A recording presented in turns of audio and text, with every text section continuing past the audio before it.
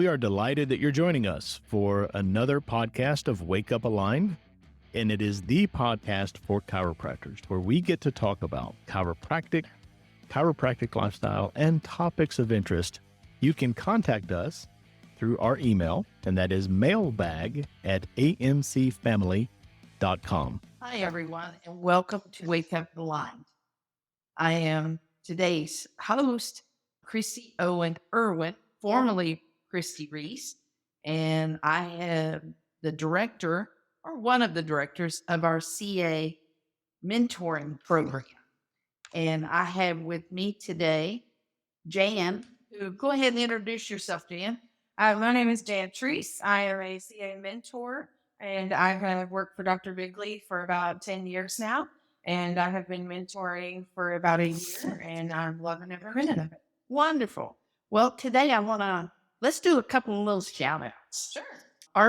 Our program is very unique in the mentoring section because we mentor the staff. We hold them accountable. We encourage them. We listen to them. We kind of let them vent to us, which I think that's a big benefit to that program. That they feel like they can be on safe ground with us. Absolutely. And help bridge that gap between themselves and their doctors. If they feel like they're uncomfortable in some matter, we can help them make themselves comfortable and help them resolve. And that's true, because they do get frustrated. I mean, we all do at times. So have a place to be able to talk to someone that is safe, that they don't have to worry about being judged or they're going to lose their job if they tell how they're really feeling. But also, I think we do a lot with that is that we save a lot of staff just by that. Absolutely. And we're a bridge in communication with the doctor. If there's something that doctor needs to know, then I'm going to tell them. But I'm going to do it in a very professional way, not throwing anybody under the bus. Absolutely. Just any way that we can help them to learn that communication that they can have, that they can succeed with in their office. Yes. And it's very rewarding for both of us. I want to give out a couple of little shout outs, but this one's a big one. Of our membership that has CA coaching, well, last year, 2023, we have 87 offices represented in Best Evers. That means best ever in collections, in services, in patient visits, new patients, referrals. It's a lot of areas that it can be best evers. So we had 87 offices represented. Over 50% of those offices that were represented, we're very proud to say, are CA coached. Woohoo! Yeah. So we're making a big difference with that. And one office I had thought of earlier today is an office that I've worked with probably 4 years now. And when I started, their missed appointment ratio, very costly to an office, was 25 to 30%. Wow. And so we worked with it and worked with the staff and trained it, brought it down. And they have brought that down in the last, I think, 4 months, but they set their record of 9% starting this year. That's fantastic. And Good that job. is their average. So I'm just so proud of that office. And of course, this is not a little office. This is Dr. Dan Yachter's office. And there's over, I think, 1,200 patient visits a month. So that's not a little number of missed appointments. Wow, that's a busy office. It is a busy office. And I just have to give that shout out. So who do you have that you want to share today? I also have an office that has succeeded with missed appointments with their CA coaching. I took over Dr. Derek Egan's office probably about a year or so ago. Their missed appointment ratio has consistently been anywhere from 16 to 20%, and they have not been able to find a way to improve that.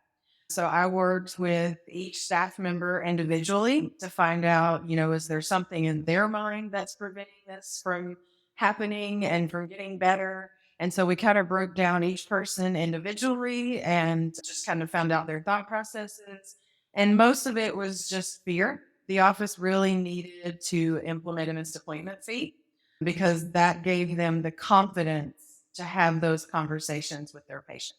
So they are now consistently staying under 10%, and they have since October of 2023.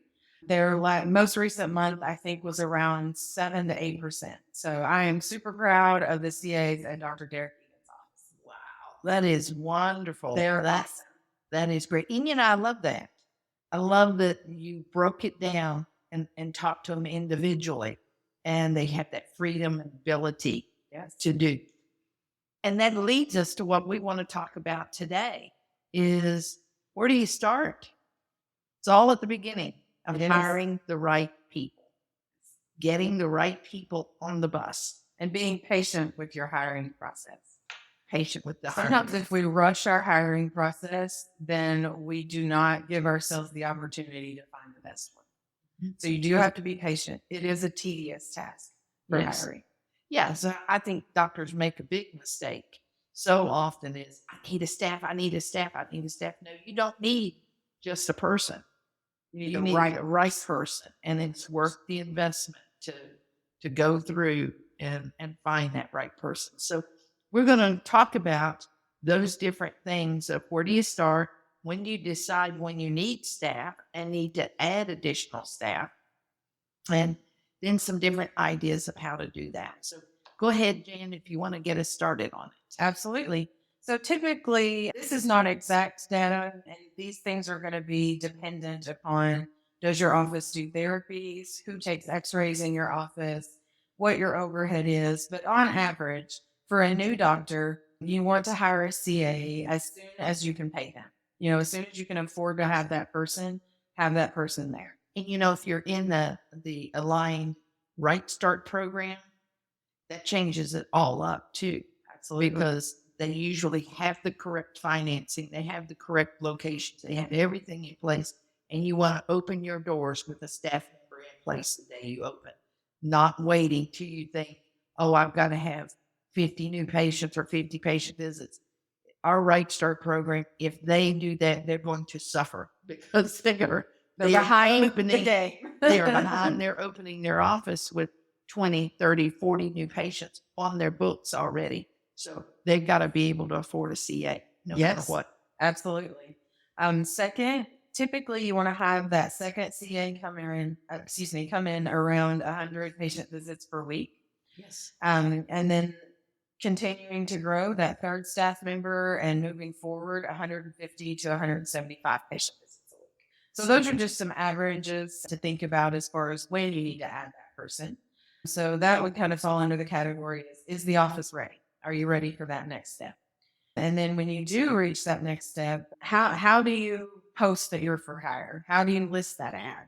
What avenues can you use? You can use things that are simple, like Indeed or Simply Hired or ZipRecruiter or, different hiring companies. I've had offices tell me that they'll use their Facebook page or Facebook Marketplace. And then Ms. Christie mentioned some great ideas using your BNI groups, using your networking, your churches, your groups, outreaches, things like that.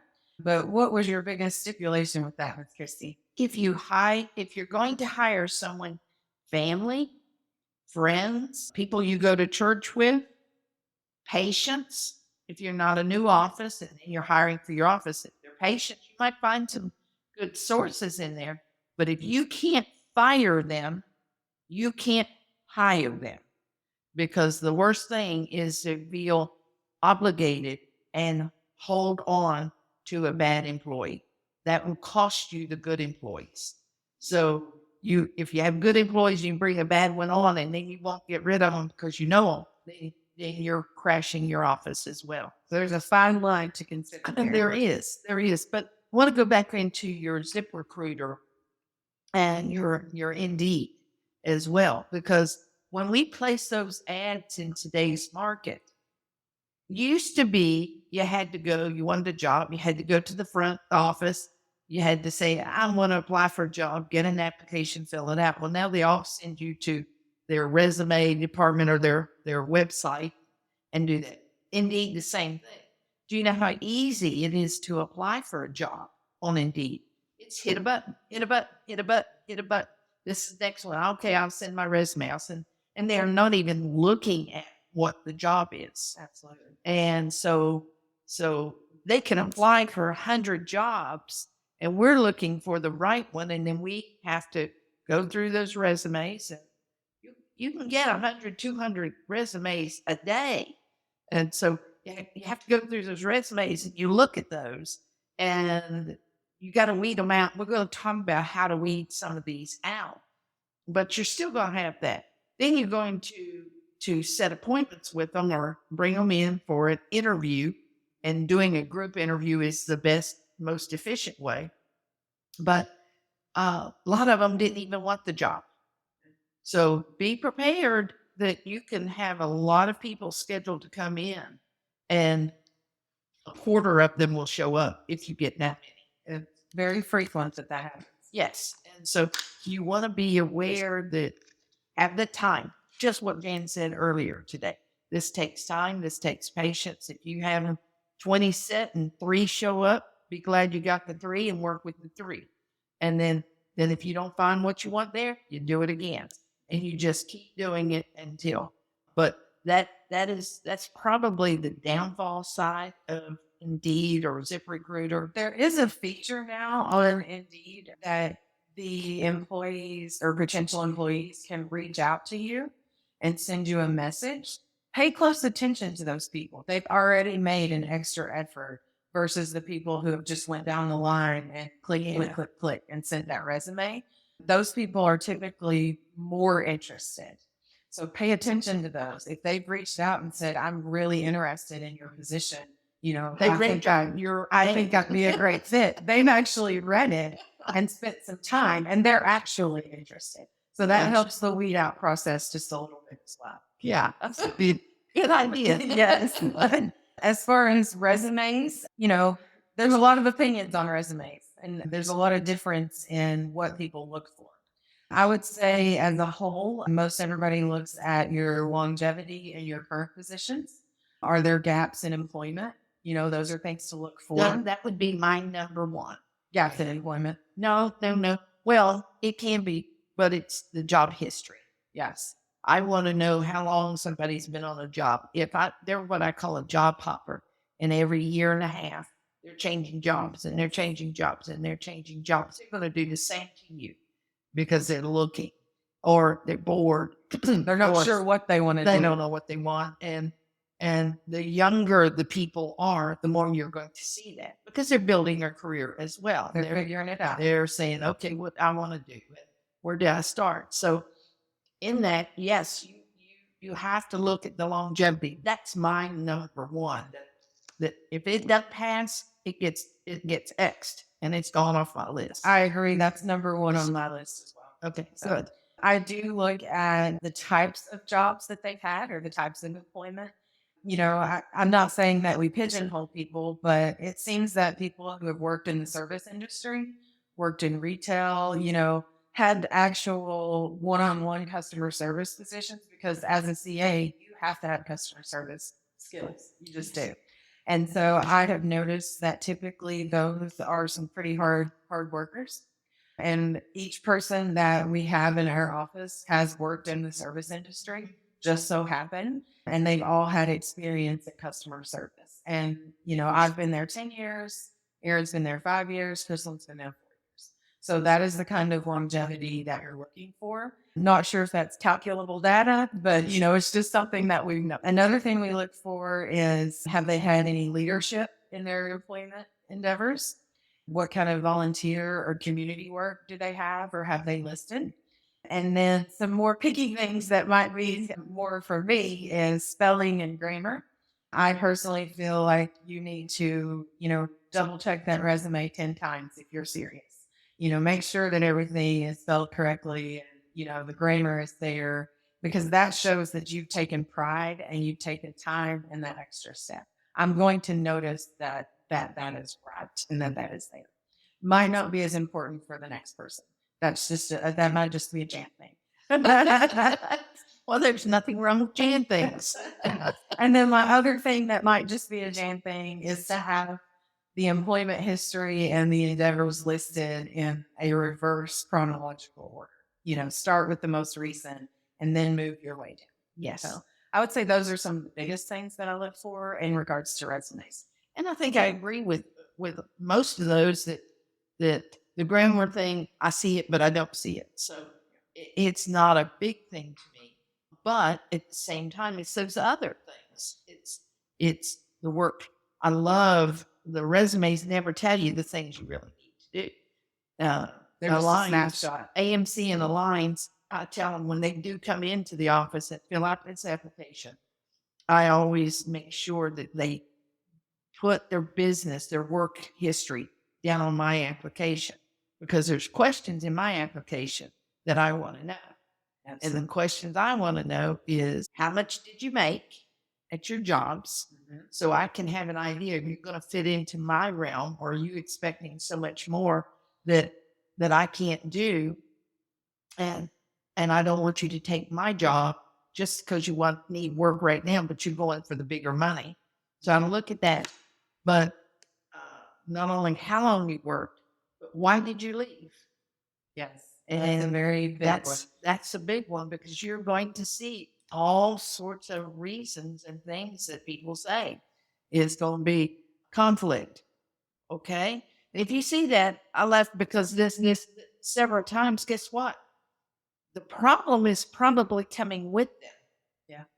Because conflict doesn't happen in every place, and it might be that one person. You got to find the common factor, right? Isn't conflict. So do I want to bring that into my office? But looking at why did they leave? If the business closed, that's not a negative to them. They may not have any. That was out of their part. control. It's out of their control.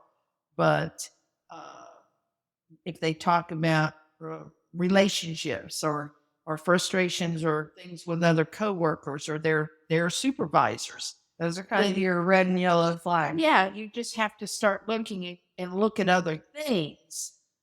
If it's decision factors, let's say you bring it down to 3 people that you like, that might be the thing that kicks me and says, not sure. So let's move on. Let's move towards and flow Yeah. towards those others. Yeah.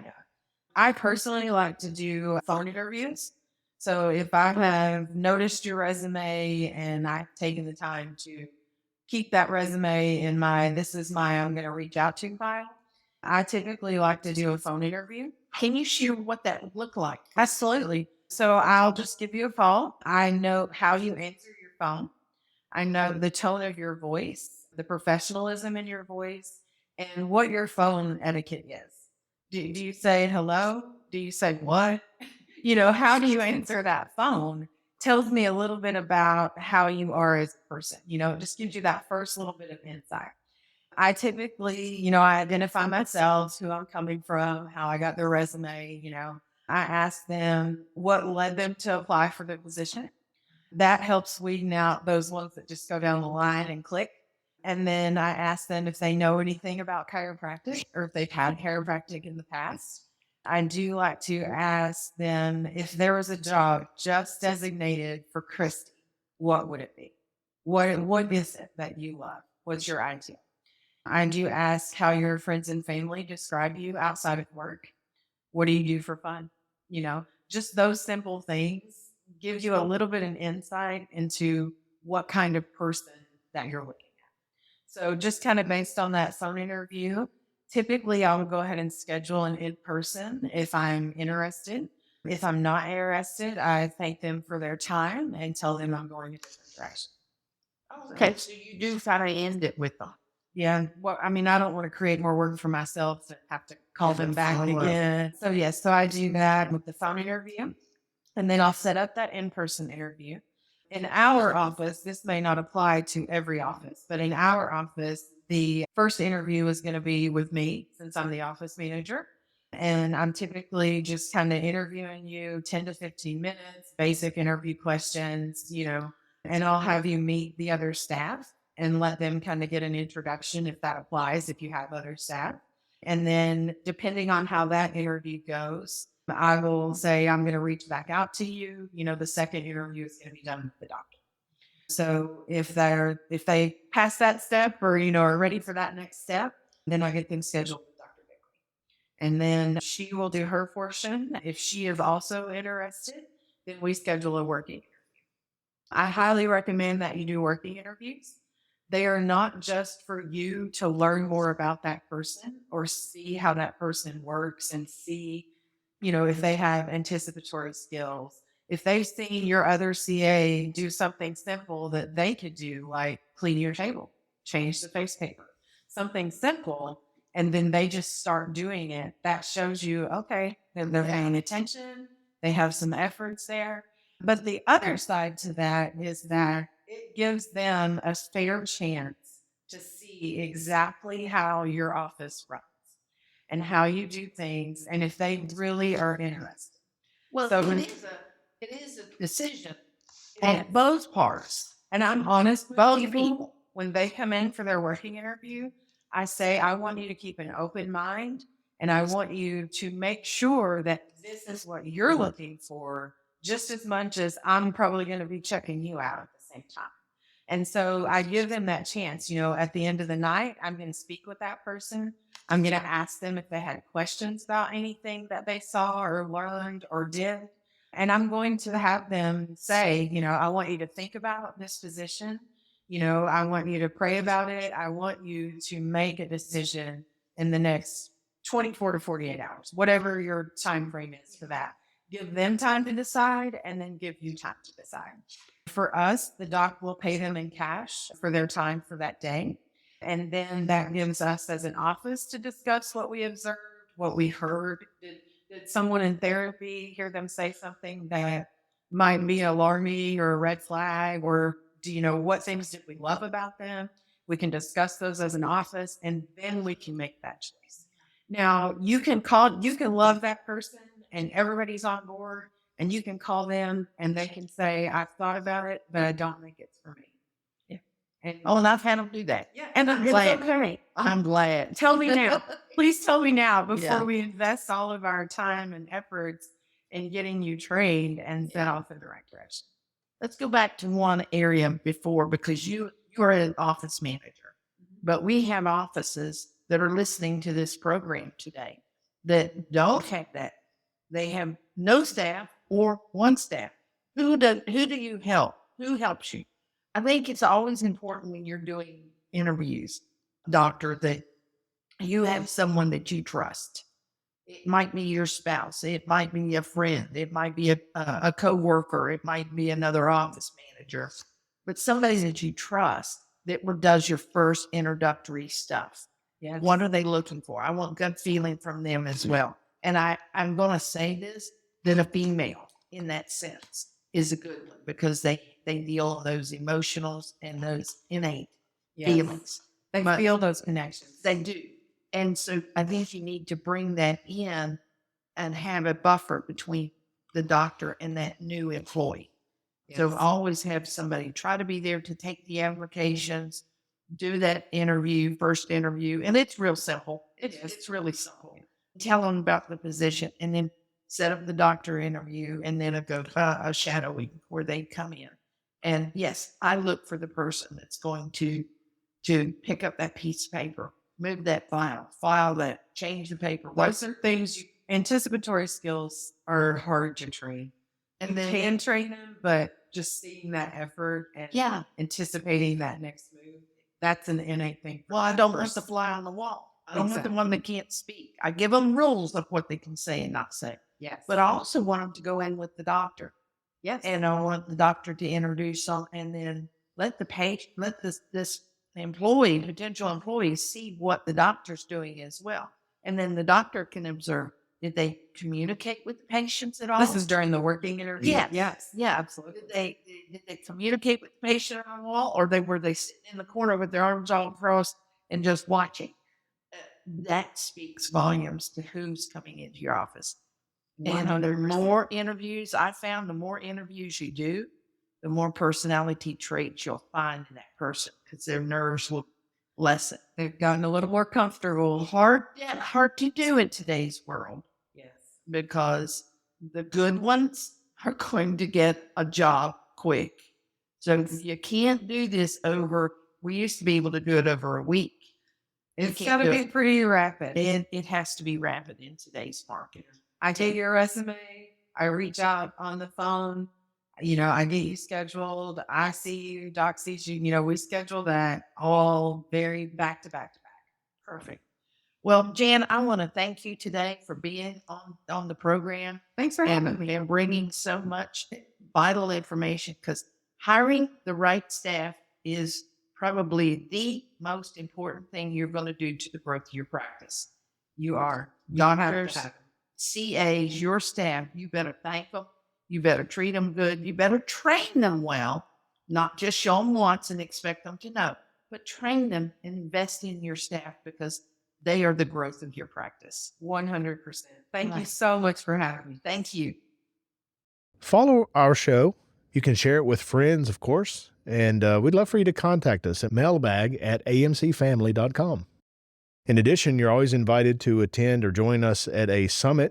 Of course, registration is required. And we would love for you to check out the loads of free content we provide to social media every single week. Until next time.